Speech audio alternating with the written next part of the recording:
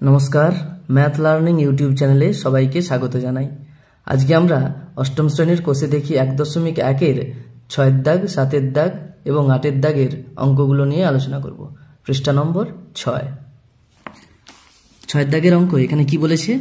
আমার ভাই দীপু একটি আয়তক্ষেত্রাকার কাগজের পুরোটায় ছবি এঁকেছে, যার দৈর্ঘ্য 15 সেন্টিমিটার এবং প্রস্থ 8 সেন্টিমিটার। এর দাগে কি বলেছে? যদি দীপু আয়তক্ষেত্রাকার কাগজের প্রস্থ একই রেখে দৈর্ঘ্য দ্বিগুণ করত, তবে তার ছবির কাগজের ক্ষেত্রফলের কি পরিবর্তন হতো হিসাব করে লিখি। তাহলে আগে কি ক্ষেত্রফল ছিল, এখন ক্ষেত্রফল কত হয়েছে, এটা আমাদের বের করতে হবে। তাহলে দীপুর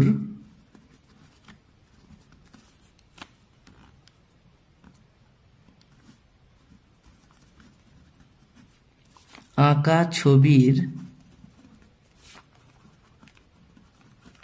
দৈর্ঘ্য ছিল প্রথমে 15 সেন্টিমিটার। দীপু যে ছবিটা এঁকেছে সেটার দৈর্ঘ্য 15 সেন্টিমিটার এবং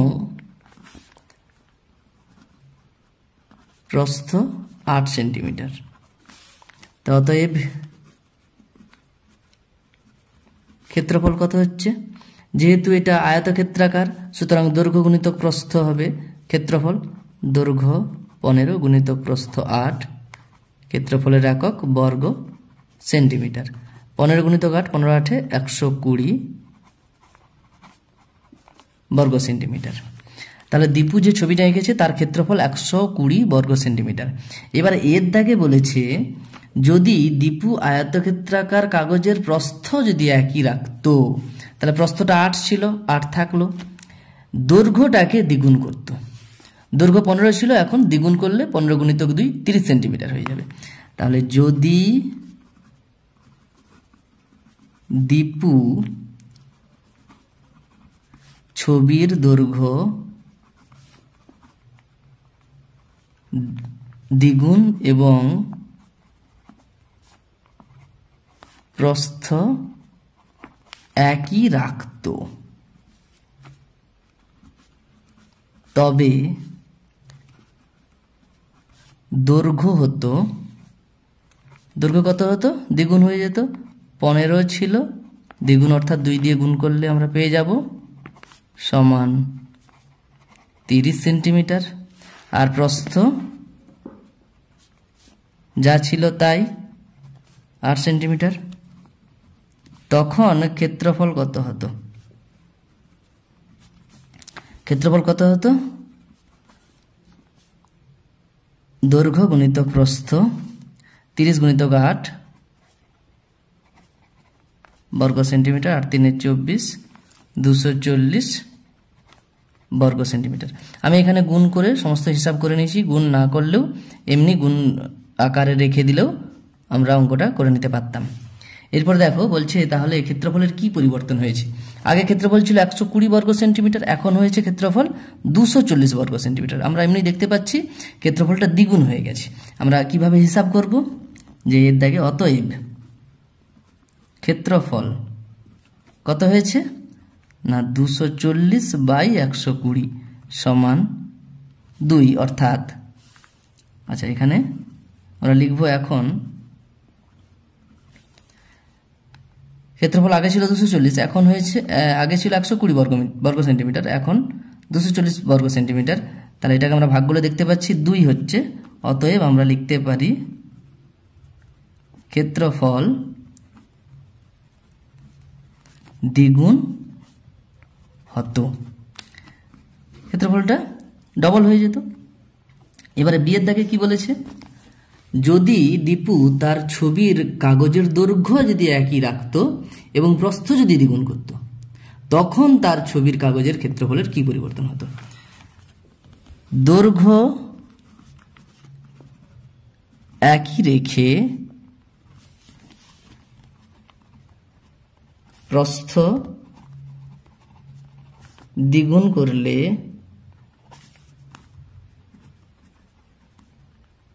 ক্ষেত্রফল হবে সমান কত?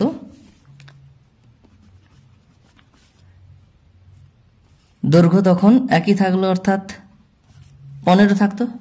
প্রথমে এরকম ছিল, তারপর যদি এটা করতো তখন কি হতো, যদি এটা করতো তখন কি হতো। সুতরাং আমরা প্রথম যে ছবিটা তার সঙ্গে আমরা তুলনা করব। ছবিটার দৈর্ঘ্য একই, অর্থাৎ 15 ছিল, 15ই থাকলো। আর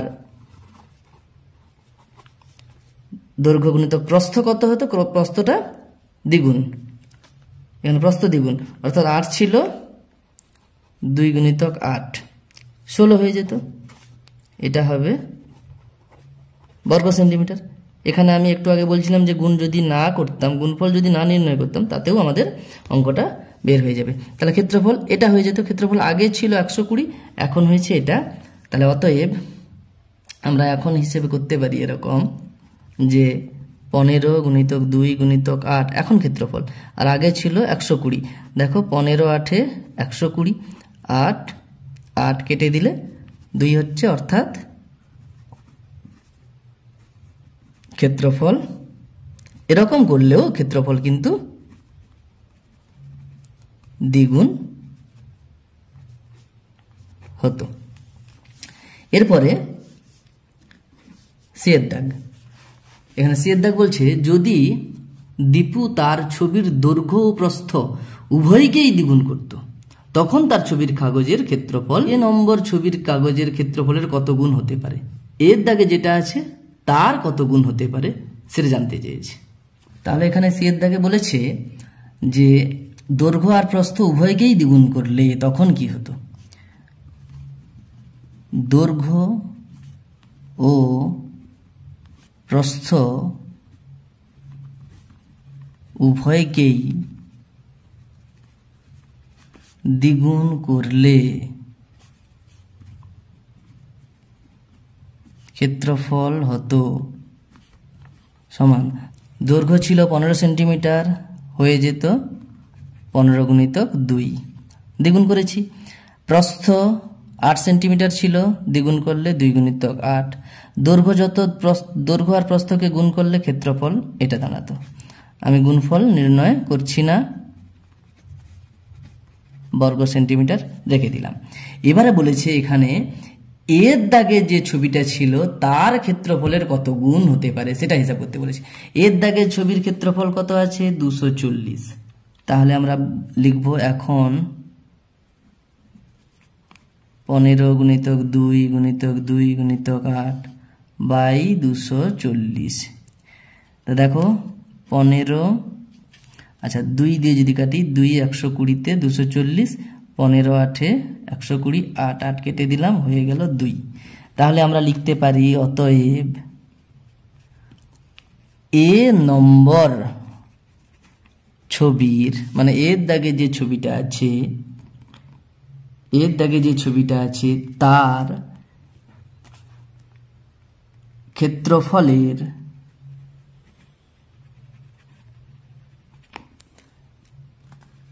তাহলে দ্বিগুণ হবে, অর্থাৎ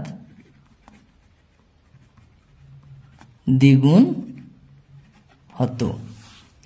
এরপরে পরের পৃষ্ঠাতে যাচ্ছি, ডি এর দাগের অঙ্কটা।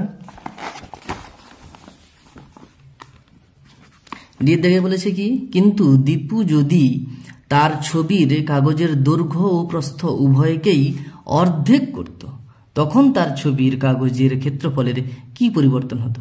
মানে প্রথমে যা ছিল তার হিসেবে পরিবর্তন কি হতো সেটাও চেয়েছি। তো এবার লিখব যদি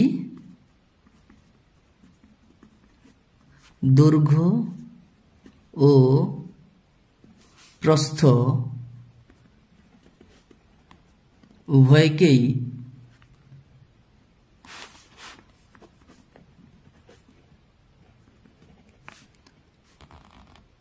অর্ধেক করত, তবে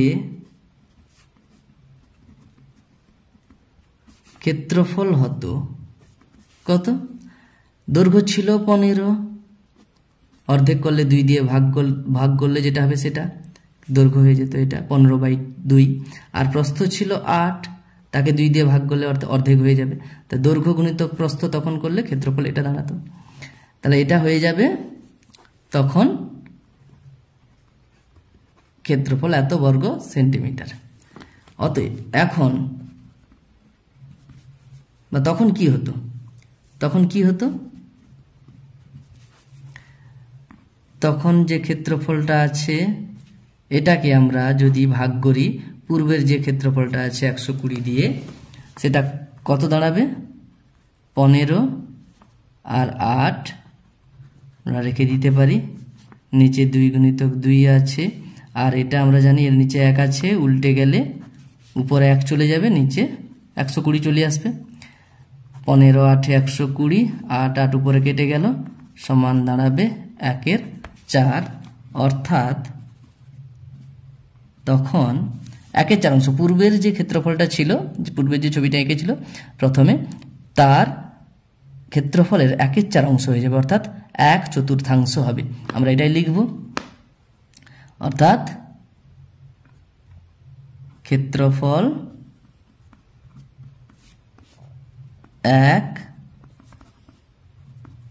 1/4 হতো। এটাই উত্তর হয়ে যাবে। এরপরে 7 দাগের অঙ্কটাতে কি বলেছে? আমি 3টি বর্গক্ষেত্রাকার কাগজ কাটি এবং ক্ষেত্রফলের কিরূপ পরিবর্তন হবে দেখি। যদি দৈর্ঘ্য দ্বিগুণ করা হয় তখন কি হবে? প্রথমে আমি এখানে একটা বর্গক্ষেত্রাকার কাগজ কাটলাম, ধরে নিলাম তার প্রত্যেকটা বাহুর দৈর্ঘ্য x সেন্টিমিটার করে বা x একক করে। এখানে x বা কোনো কিছু না ধরলেও শুধু বাহু বাহু বলে গেলেও হবে। আমি এখানে x ধরে নিচ্ছি, এটাও যদি x হয় এর দিকটাও x একক ধরে নিলাম। ধরি আমি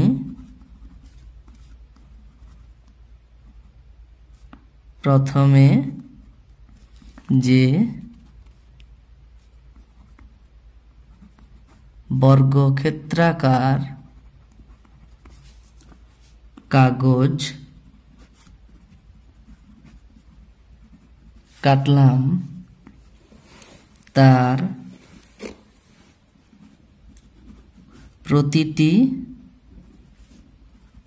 বাহুর দৈর্ঘ্য কত? x একক। অতএব ক্ষেত্রফল কত দাঁড়ালো? বাহুর স্কোয়ার, অর্থাৎ x গুণিতক x, বাহু গুণিতক বাহু, ক্ষেত্রফলের একক বর্গ একক। তাহলে হয়ে গেল x স্কোয়ার বর্গ একক। এরপরে এর দাগে বলেছে একই রকমভাবে 6 দাগের মতোই, এখানে শুধু বর্গক্ষেত্রাকার হবে, সেখানে আয়তক্ষেত্রাকার ছিল। এখানে বলেছে দৈর্ঘ্য দ্বিগুণ করা হয়েছে। তাহলে দৈর্ঘ্য দ্বিগুণ করলে মানে x ছিল 2 দিয়ে গুণ হয়ে যাবে 2x, এদিকটাও 2x, মানে এদিকটাও 2x হয়ে যাবে। দৈর্ঘ্য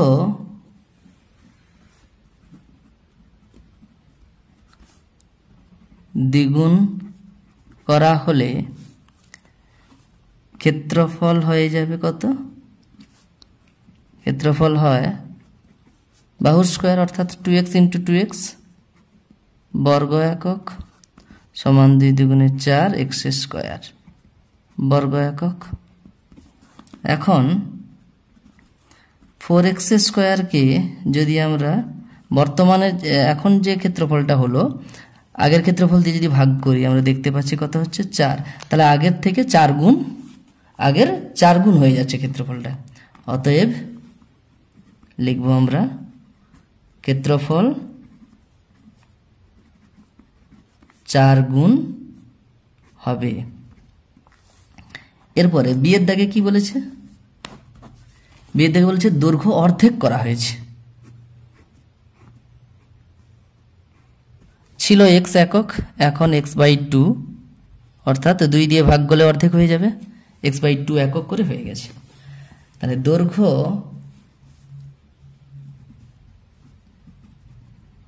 অর্ধেক করা হলে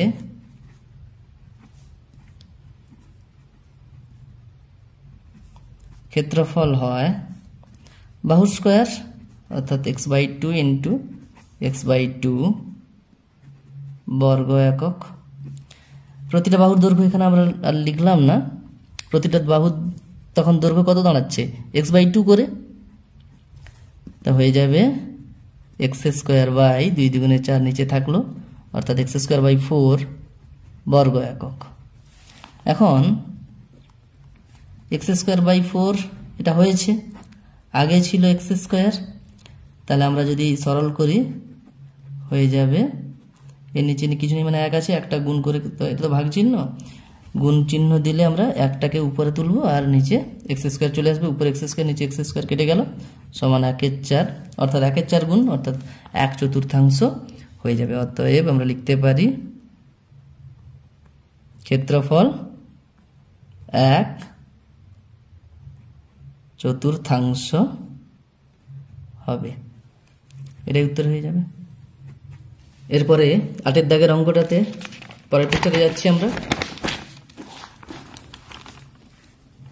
8 দাগের অঙ্ক কি বলেছে, আমাদের পাড়ার ক্লাব ঘরের দৈর্ঘ্য, প্রস্থ ও উচ্চতা যথাক্রমে 7.2 মিটার, 5.5 মিটার ও 4.2 মিটার। দৈর্ঘ্য 7.2 মিটার, প্রস্থ 5.5 মিটার, উচ্চতা 4.2 মিটার। ঘরে 3 মিটার লম্বা ও 1.8 মিটার চওড়া একটা দরজা এবং 2.25 মিটার লম্বা ও 1.8 মিটার চওড়া মাপের 2টি জানালা আছে। এবারে এর দাগে বলেছে ক্লাব ঘরের মেঝের ক্ষেত্রফল কত হিসাব করি। ক্লাব ঘরের দৈর্ঘ্য প্রস্থ যা হবে ক্লাব ঘরের মেঝেরও দৈর্ঘ্য প্রস্থ তাই হবে। সুতরাং আমরা বের করতে পারবো ক্লাব ঘরের দৈর্ঘ্য সমান দেওয়া আছে যেটা 7.2 মিটার, প্রস্থ দেওয়া আছে 5.5 মিটার এবং উচ্চতা দেওয়া আছে 4.2 মিটার। অতএব আমরা লিখতে পারি ক্লাব ঘরের মেঝের ক্ষেত্রফল কত হবে, দৈর্ঘ্য গুণিতক প্রস্থ, হয়ে যাবে একক বর্গ মিটার। তাহলে এটা গুণ করলে কত হবে, আমরা 72/10 গুণিতক 55/10 করতে পারি। 5 11 55, 5 2 10, 2 36 72। এবার 11 6 66। তাহলে এখানে বর্গ মিটার লিখবো, 11 6 66, 6 3 6, 11 3 33, 6 39, নিচে আছে 1-এর পিঠে 0 অর্থাৎ 10 দিয়ে ভাগ, তাহলে একটার আগে দশমিক চলে আসবে, তাহলে 39.6 বর্গ মিটার হয়ে যাবে। তো মেঝের ক্ষেত্রফল পেয়ে গেলাম। তাহলে মেঝের ক্ষেত্রফল কত হিসাব করতে বলেছে, এটা একটা উত্তর। এরপরে বলেছে মেঝে সিমেন্ট করতে প্রতি বর্গমিটারে 62 টাকা হিসাবে কত খরচ পড়বে। মেঝে সিমেন্ট করতে খরচ পড়বে প্রতি বর্গমিটার, অর্থাৎ 1 বর্গমিটারের জন্য 62 টাকা খরচ হবে।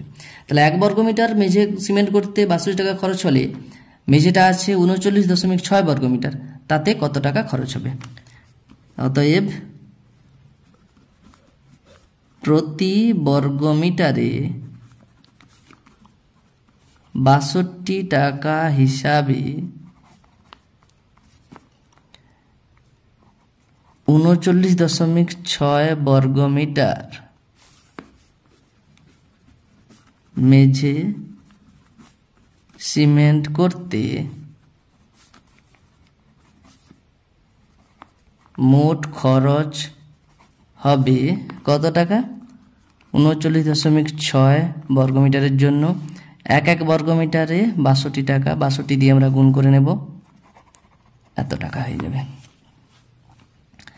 আমরা এটা তাহলে গুণ করলে কত হবে, 396কে 62 দিয়ে আমরা গুণ করতে পারি, 2 6 12, 2 9 18, 19, 2 3 6 7, 6 6 36, 3 6 9 54, 57, 5 6 3 18, 5 23, 2 9 6 15, 14 15 24। তাহলে একটার আগে দশমিক আছে, একটার আগে দশমিক চলে আসবে এখানে, এই করে আমরা পেয়ে যাব 2 4 5 5 0.20 টাকা। যখন টাকা পয়সার হিসাব করব আমরা দশমিকের পরে দুটো সংখ্যা রাখবো, দশমিকের পরেই 2 ছিল, তারপরে একটা আমরা শূন্য বসিয়ে দেবো, তাই হয়ে যাবে 2455 টাকা 20 পয়সা, অর্থাৎ 2455.20 টাকা। তাহলে এটা এর দাগের দ্বিতীয় প্রশ্নের উত্তর। এরপরে বি এর দাগে কি বলেছে, দরজা ও জানালা বাদে ভিতরের 4 দেওয়ালের ক্ষেত্রফল হিসাব করে লিখি। দরজা আর জানালা বাদ দিয়ে বাকি যে 4 দেওয়াল আছে ভিতরে তার ক্ষেত্রফল বের করতে বলেছি। আমরা প্রথমে দরজা জানালা সহ 4 দেওয়ালের ক্ষেত্রফল হিসাব করে নেব, সেখান থেকে দরজা জানালার ক্ষেত্রফল বাদ দিয়ে দেব। তো দরজা আছে কটা, একটা। দরজার ক্ষেত্রফল, তাহলে দরজার দৈর্ঘ্য গুণিতক দরজার প্রস্থ, দরজার দৈর্ঘ্য দেওয়া আছে 3 মিটার গুণিতক দরজার প্রস্থ দেওয়া আছে 1.8 মিটার, দৈর্ঘ্য গুণিতক প্রস্থ করে নিলাম, হয়ে গেল দরজার ক্ষেত্রফল 18×3 = 54, অর্থাৎ একটার আগে দশমিক আছে 5.4, একটার আগে দশমিক চলে এলো, তাহলে 5.4 বর্গ মিটার। এটা হয়ে গেল দরজার ক্ষেত্রফল। আর জানালার ক্ষেত্রফল, জানালা কটা আছে, দুটো, তাহলে দুটি জানালার মোট ক্ষেত্রফল, দুটি জানালার মোট ক্ষেত্রফল কত দাঁড়াবে, তাহলে একটা জানালার যত ক্ষেত্রফল হবে তাকে 2 দিয়ে গুণ করলে দুটি জানালার মোট ক্ষেত্রফল আমরা পেয়ে যাব। একটা জানালার ক্ষেত্রফল কত হবে, দৈর্ঘ্য আছে 2.25, প্রস্থ আছে 1.8, এই করে হয়ে গেল দৈর্ঘ্য গুণিত প্রস্থ একটার ক্ষেত্রফল, তাকে 2 দিয়ে গুণ করলে দুটো জানালার ক্ষেত্রফল পেয়ে যাব আমরা, এত বর্গ মিটার। সমান কত হচ্ছে, তাহলে 2 গুণিতক 225/100 গুণিতক 18/10 আমরা করে নিতে পারি। 2 5 10, 5 4 20, 2 25, 5 5 25। এরপরে হচ্ছে 5 9 45, 5 20 100, 2 10 20, 2 9 18, এত বর্গ মিটার ছিল। তাহলে হচ্ছে 9 9 81/10, এই করে 8.1 বর্গ মিটার। 81/10, একের পিঠে একটা শূন্য আছে, এক ঘর সরে আসবে, এই করে একের আগে চলে এলো দশমিক, 8.1 বর্গ মিটার হয়ে গেল দুটো জানালার মোট ক্ষেত্রফল। অতএব দরজা ও জানালার মোট ক্ষেত্রফল কত দাঁড়াচ্ছে, তাহলে দরজার 5.4 আর জানালা দুটো মিলে 8.1, এত বর্গ মিটার। দশমিকের তোমরা যোগ করবে, 5.4 8.1, দশমিকের সোজাসুজি উপর নিচে বসাবে, বসিয়ে 4 1 5 8 5 13, দশমিকের সোজা দশমিক যেমন আছে তেমন থাকলো, তাহলে হয়ে গেল 13.5 বর্গ মিটার দরজা জানালার মোট ক্ষেত্রফল। এবারে বলেছে বিয়ের দাগে যে দরজা জানালা বাদে ভেতরের 4 দেওয়ালের ক্ষেত্রফল। প্রথমে দরজা জানালা সহ ভেতরের 4 দেওয়ালের ক্ষেত্রফল বের করে নেব। লিখব, এখন দরজা জানালা সহ ভেতরের 4 দেওয়ালের ক্ষেত্রফল কত দাঁড়াবে।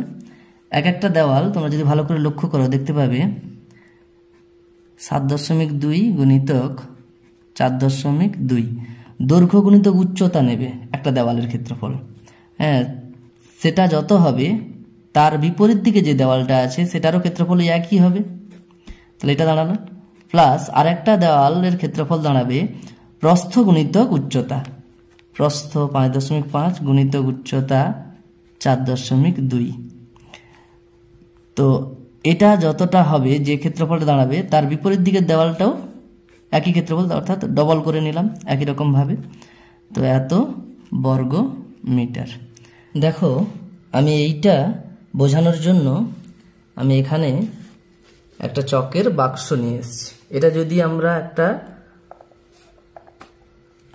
ক্লাব ঘরের মতো করে ভাবি, তাহলে এটা যদি আমরা দৈর্ঘ্য ভাবি, এটা লম্বাটা, ক্লাব ঘর এটা লম্বা মানে এটা দৈর্ঘ্য, এটা এদিকটা হবে প্রস্থ, আর এটা হবে উচ্চতা। তাহলে আমাদের ভেতরের দেওয়ালের ক্ষেত্রফলটা কি পাবো না, এই দেওয়াল এর বিপরীতে যে দেওয়ালটা আছে এটার ক্ষেত্রফল সমান হবে, এ পাশের দেওয়াল আর এই পাশের দেওয়ালের ক্ষেত্রফল সমান হবে। এটা দেখো এই দৈর্ঘ্য গুণিত উচ্চতা করলে তবে গিয়ে এই দেওয়ালের ক্ষেত্রফলটা আমরা পাবো। একই রকম ভাবে এই দেওয়ালের ক্ষেত্রফলটার বেলায় প্রস্থ গুণিত উচ্চতা করলে এই দেওয়ালের ক্ষেত্রফলটা পাবো। আমি ওটাই করেছি, দৈর্ঘ্য 7.2 গুণিতক উচ্চতা 4.2, তাহলে এই দেওয়ালের ক্ষেত্রফল পেয়েছি। এটাকে ডবল করে দিয়েছি, অর্থাৎ দ্বিগুণ করে দিয়েছি, এই বিপরীত যে দুদিক দেওয়ালটা আছে দুটো দেওয়ালের ক্ষেত্রফল পেয়ে যাব। একই রকম ভাবে এই পাশে যে দেওয়ালটা আছে এর প্রস্থ এটা আর উচ্চতা এটা, প্রস্থ 5.5 মিটার বলেছে, তার সঙ্গে 4.2 মিটার উচ্চতা গুণ করে দিয়েছি, তাহলে প্রস্থ গুণিত উচ্চতা হয়ে গেল এই দেওয়ালের ক্ষেত্রফল। তাকে ডবল করে দিলে বিপরীত দিকে দুটো দেওয়ালের ক্ষেত্রফল আমরা এভাবে পেয়ে গেছি। এইভাবে আমরা পেয়ে যাব এটা। তাহলে আমি ওটাই করেছি এরকম। তোমরা এবারে এটাকে হিসাব করবে। দেখো এটা গুণ করব আমরা একই রকম ভাবে যেভাবে দশমিকের আমরা গুণ করি, দশমিক বাদ দিয়ে 72 × 42 × 2 করবে, যত হবে এরকম 60 48। এটা দশমিক বাদ দিলে হয়ে গেল 72, এটা দশমিক বাদ দিলে হয়ে গেল 42, এটা 2 আছে, তিনটা সংখ্যাকে গুণ করবে হয়ে যাবে 6048। এবারে মোট কটার আগে দশমিক আছে, একটার আগে, এখানে একটার আগে, দুটোর আগে দশমিক, দুটোর আগে দশমিক নিয়ে চলে আসবে, অর্থাৎ হয়ে যাবে 60.48। একই রকমভাবে এখানেও 55 গুণিতক 42 গুণিতক 2 করবে, যত হবে তার একটার আগে আর একটার আগে কত হচ্ছে, দুটোর আগে দশমিক নিয়ে চলে আসবে। এখানে হয়ে যাবে 46.20, তাই দুটোর আগে দশমিক বসালে হয়ে যাবে 46.20। এত বর্গ মিটার। এবারে দশমিকের যোগ আমরা শিখে গেছি, দশমিকের সহ দশমিক বসাতে হয়, আর আমরা সংখ্যার নিচে সংখ্যা বসিয়ে যোগ করলে কত হবে, 8 4 2 6 6 6 4 10, এই করে 106.68। এত বর্গ মিটার হয়ে গেল দরজা জানলা সহ। এবার দরজা জানলা বাদে কিন্তু আমাদের বের করতে বলেছে, পরের পৃষ্ঠাতে আমরা করছি। অতএব দরজা জানালা বাদে 4 দেওয়ালের ক্ষেত্রফল।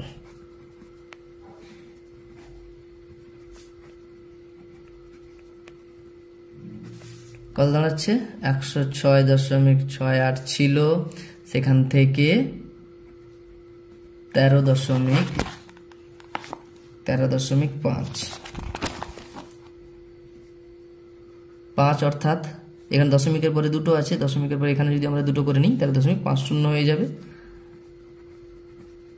এত বর্গ মিটার 0.18 হয়ে যাবে 93.18 বর্গ মিটার হয়ে যাবে। এটা বি এর দাগের উত্তরটা হয়ে গেল।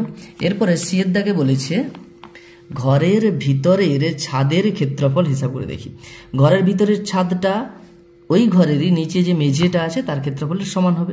আমরা এর দাগে মেঝের ক্ষেত্রফল বের করে নিয়েছিলাম, তা অতএব আমরা লিখতে পারি ঘরের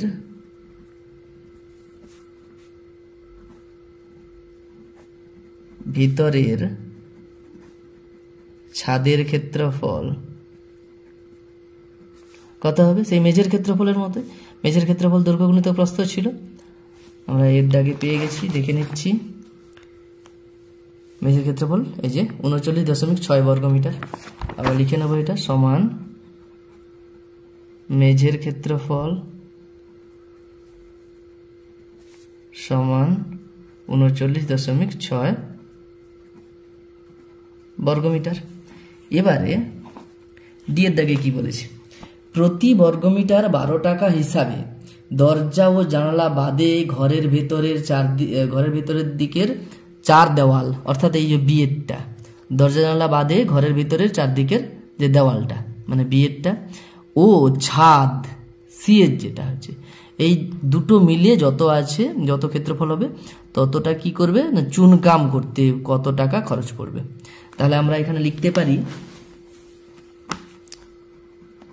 মোট চুনকাম করা হবে কতটা, এখানে এই যে 93.18 বি এর যেটা হয়েছে প্লাস সি এর যেটা আছে 39.6 অর্থাৎ 60 হবে বর্গমিটার। এই এককটা আমরা যদি যোগ করি তাহলে কত পাবো, 7 8, দশমিকের নিচে দশমিক সরাসরি বসিয়ে তোমরা যোগ করবে, 9 3 12 2 হাতে রইল 1, 9 3 12 1 13 অর্থাৎ 132.78 বর্গমিটার। এই এত বর্গমিটার জায়গাতে আমরা চুনকাম করব। এবারে লিখব অতএব প্রতি বর্গমিটার 12 টাকা হিসাবে 132.78 বর্গমিটার চুনকাম করতে মোট খরচ হবে সমান প্রতি বর্গমিটার অর্থাৎ 1 বর্গমিটার, 1 বর্গমিটারের জন্য 12 টাকা খরচ হচ্ছে, তাহলে 132.78 বর্গমিটারের জন্য কত খরচ হবে, 132.78 গুণিতক 12 এত টাকা সমান, তাহলে দশমিক বাদ দিয়ে 132.78 অর্থাৎ 13,278 গুণিতক 12 করবে, তারপরে দুটোর আগে দশমিক নিয়ে চলে আসবে,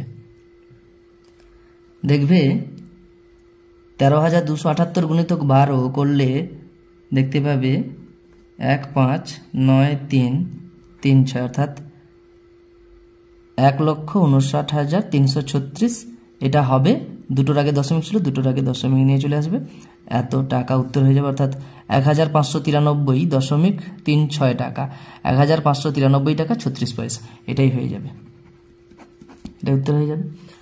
আজ আপাতত এই পর্যন্ত, পরের ভিডিওতে পরের অঙ্কগুলো নিয়ে আলোচনা করা হবে। ধন্যবাদ।